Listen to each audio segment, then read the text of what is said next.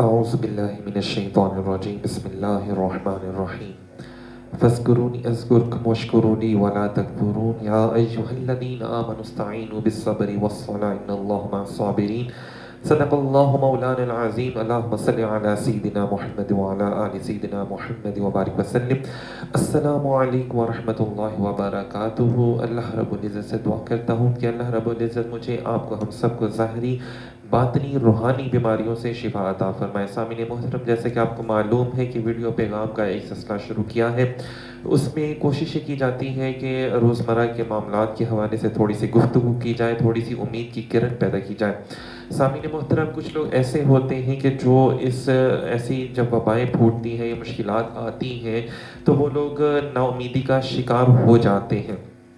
کچھ ایسے لوگ ہوتے ہیں جو اپنے اوپر نا امیدی بہت زیادہ طاری کر لیتے ہیں، اور کچھ لوگ ایسے ہوتے ہیں کہ جو نہ صرف خود مایوسی کی انتہاؤں میں چلے جاتے ہیں بلکہ لوگوں میں بھی مایوسی بانٹنا شروع کر دیتے ہیں۔ آپ کو پتہ ہے، معلوم ہے کہ ابلیس کی اگر ہم لوگ ڈکشنری میں چیک کرتے ہیں تو اس کا مطلب ایک یہ بھی نکلتا ہے کہ یہ انتہائی نا امیدی، انتہائی مایوسی میں چلے جانا۔ تو معلوم ہوا کہ جو ہمارے دوست احباب مایوسی میں چلے جاتے ہیں تو وہ بیسیکلی کس کا ساتھ دے رہے ہوتے ہیں؟ ابلیس کا ساتھ دے رہے ہوتے ہیں۔ جبکہ اللہ رب العزت کا فرمان عالی شان جو میں نے بھی آپ کے سامنے سورہ بقرہ کی جو آیات کی تلاوت کی، فَذْكُرُونِی، کہ تم میرا ذکر کرو تو میں تمہارا ذکر کروں گا۔ اللہ پاک نے ساتھ کنڈیشن لگائی کہ تم میرا شکر بھی ادا کرو، نا شکری مت کرو۔ تو سامعین محترم، آپ دیکھیں کہ ہم اللہ کا ذکر کس انداز میں کیسے کرتے ہیں اور کتنا اس کی ذات کا شکر ادا کرتے ہیں۔ تو ہم نے اپنے اندر شکر ادا کرنے والی بات بھی ڈالنی ہے۔ اللہ رب العزت نے فرمایا وَتَبَارَكَ اسْمُكَ، دیکھو کہ میں نے اپنے نام میں ہی تمام برکتیں رکھ دی ہیں۔ سامعین محترم، برکت کیا ہے کہ جب برکت آپ کی زندگی میں آ جاتی ہے تو رزق میں بہتری آنا شروع ہو جاتے ہیں۔ جب برکت آپ کے زندگی میں آ جاتی ہے تو آپ کو پھٹیکیں نہیں پڑتی کہ آج وہ چیز خراب ہو گئی، آج یہ چیز خراب ہو گئی، آج اس پہ پیسے لگ گئے، آج بیماری پر پیسے لگ گئے۔ جب برکت آ جاتی ہے تو آپ کے معاملات میں آسانیاں پیدا ہونا شروع ہو جاتی ہیں۔ آپ کسی بھی کام میں ہاتھ ڈالتے ہیں تو اس میں آسانیاں پیدا ہو جاتی ہیں۔ جہاں پہ اتنا عرصہ یا ٹائم زیادہ لگنا ہوتا ہے وہاں پہ ٹائم میں بھی برکت ہو جاتی ہے، ٹائم بھی آپ کا کم لگتا ہے۔ سامعین محترم، اسی طرح فرمائیں کہ تم میرا شکر ادا کرو، نا شکری مت کرو۔ تو شکر ادا کرنے کی بھی بہت سی کیفیات ہیں۔ اگر میں صرف اپنے گھر میں بیٹھ کے اپنے رب کا شکر ادا کرتا رہوں گا جبکہ میرا مسلمان بھائی باہر مر رہا ہے اور اس کو میری ضرورت ہے، تو میرا وہ شکر ادا کرنا کبھی بھی قبول نہیں ہوگا۔ سامعین محترم، اللہ رب العزت نے فرمایا یا ایھا الذین آمنوا استعینوا بالصبر والصلاۃ، کہ ایمان والو تم صبر سے اور نماز سے مجھ سے مدد مانگو تو بے شک میں تمہیں اپنا آپ عطا کر دوں گا جو صبر کرنے والے ہیں۔ سامعین محترم، ہم نے صبر بھی کرنا ہے۔ اگر ہم صبر نہیں کریں گے، ہم اس کا شکر ادا نہیں کریں گے، ہم اپنے رب کائنات کی ذات سے مدد نہیں مانگیں گے تو ہمارے معاملات کیسے ٹھیک ہوں گے؟ ایک چھوٹی سی مثال دوں گا اور اس کے بعد پھر انشاءاللہ تعالیٰ تھوڑی سی اور گفتگو کریں گے کہ دیکھیں کہ جیسے حضرت یونس علیہ السلام وہ واحد قوم ہے ان کی کہ جب ان کے اوپر عذاب الہی نازل ہوا اور حضرت یونس علیہ السلام ان کو چھوڑ کے چلے گئے، اور آپ کو یاد ہوگا جیسے آپ لوگوں نے اکثر علماء کرام سے سنا ہوگا کہ وہ مچھلی کے پیٹ پہ چلے گئے۔ قرآن پاک میں تفصیلاً اس واقعے کو اللہ پاک نے بیان کیا ہے، لیکن ایک پوائنٹ نوٹڈ بات یہ ہے کہ دیکھیں کہ وہ ایسی قوم ہے کہ جب ان کے اوپر عذاب نازل ہو رہا تھا، بالکل قریب پہنچ گیا، تو انہوں نے اللہ پاک سے استغفار کیا۔ جب اللہ پاک سے انہوں نے استغفار کیا تو اللہ رب العزت نے آیا ہوا عذاب پلٹ دیا۔ تو دیکھیں کتنی بڑی بات ہے کہ وہ یونس علیہ السلام ہے، بنی اسرائیل کے انبیاء میں سے ایک نبی ہے اور مقتدی انبیاء میں ان کا شمار ہوتا ہے۔ تو مقتدیوں کی امتی اگر دعا کریں، استغفار کریں تو آئی ہوئی بلا، آیا ہوا عذاب ٹل جاتا ہے۔ میں اور آپ تو خود نبی پاک صلی اللہ علیہ وسلم کے امتی ہیں، جو حبیب اللہ ہے، جو محبوب خدا ہے، جو رحمت للعالمین ہے، تو ہم تو یار ان کی امتی ہیں۔ تو اللہ کیا ہماری استغفار قبول نہیں فرمائے گا؟ کہ اللہ رب العزت ہمارے اوپر کرم نہیں کرے گا کہ اگر ہم سچی دل سے توبہ کریں گے؟ اگر یونس علیہ السلام وہ جو ایک مچھلی کا گھر تھا، پیٹ تھا، اس کے اندر موجود تھے، اگر وہاں پر اللہ سے استغفار کرتے ہیں اور جب استغفار کرتے ہیں، دعا کرتے ہیں، اس کا ذکر کرتے ہیں، تو اللہ رب العزت ان کو ایک اندھیری قبر میں سے باہر لے آتے ہیں۔ تو کیا ہم لوگ جو ہے اللہ کے پیغمبر کی سنت ادا کرتے ہوئے اگر ذکر کریں گے تو کیا ہم مشکلوں سے باہر نہیں آ جائیں گے؟ بالکل یقیناً یہ تمام واقعات اللہ رب العزت نے قرآن پاک میں ذکر اس لیے کیے کہ ہم لوگ ان باتوں پر عمل کر کے اپنی زندگیوں کو بہتر بنا لیں، ہم لوگ بھی اندھیرے گھروں سے، قبرستانوں سے باہر آ سکتے ہیں، نا امیدیوں سے باہر آ سکتے ہیں۔ تو سامعین محترم یقین کریں ہمارے معاملات میں بہت آسانیاں پیدا ہو جائیں گی۔ اب آئیے کچھ بات کرتے ہیں کہ جو موجودہ حالات چل رہے ہیں، کچھ ساتھیوں نے، دوست احباب نے پوچھا کہ یار ہمیں اس حوالے سے کیا کرنا چاہیے۔ مختلف طبقہ فکر کے جو معاملات ہیں، مختلف جو زندگی کے ہمارے لوگ ہیں، جیسے نوجوانوں کی اگر میں آپ کو مثال دوں تو ان ساتھیوں نے جب پوچھا تو بڑے معاملات ہم لوگ دیکھتے ہیں کہ ہمارے ساتھی آج کل بہت زیادہ ماشاءاللہ اچھے لوگوں کو پڑھتے ہیں، بڑی اچھی بات ہے، صلاح الدین ایوبی کا ہم پڑھتے ہیں، سلطنت عثمانیہ کا ہم پڑھتے ہیں، محمد بن قاسم کا ہم پڑھتے ہیں، ہم اپنے بڑے بڑے لوگوں کو پڑھتے ہیں، خالد بن ولید رضی اللہ تعالیٰ عنہ کو پڑھتے ہیں، مولا علی شیر خدا کو پڑھتے ہیں۔ جب ہم ان ہستیوں کا زندگی کا مطالعہ کرتے ہیں تو ہمیں معلوم ہوتا ہے کہ ان لوگوں نے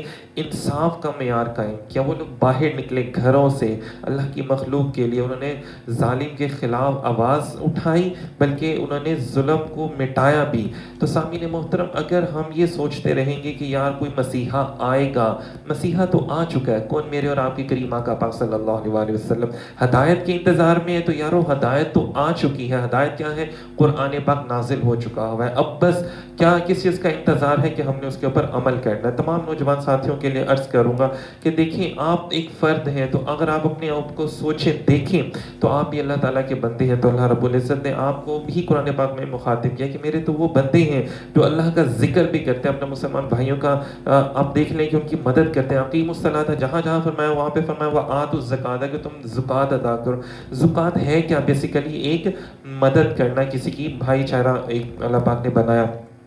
ہم لوگ یہ بھی تو کر سکتے ہیں کہ اپنے آرام دہ صوفوں سے اٹھ کر، اپنے آرام دہ اور عمدہ بستروں سے باہر نکل کر ہم لوگ دیکھیں کہ ہمارے ارد گرد کتنے ایسے لوگ ہیں کہ جن کو یار ضرورت نہیں ہے آپ 1500 2000 کا کوئی راشن کا پیکٹ بنائیں، آپ 1 کلو آٹا کسی کو دے سکتے ہیں، دے دیں۔ آپ 2 کلو آلو کسی کو دے سکتے ہیں، کوئی 1 کلو چینی کسی کی مدد کر سکتے ہیں۔ آپ باہر نکلیں تو صحیح، آپ لوگوں کی امید کی کرن بنے تو صحیح کسی کے لیے۔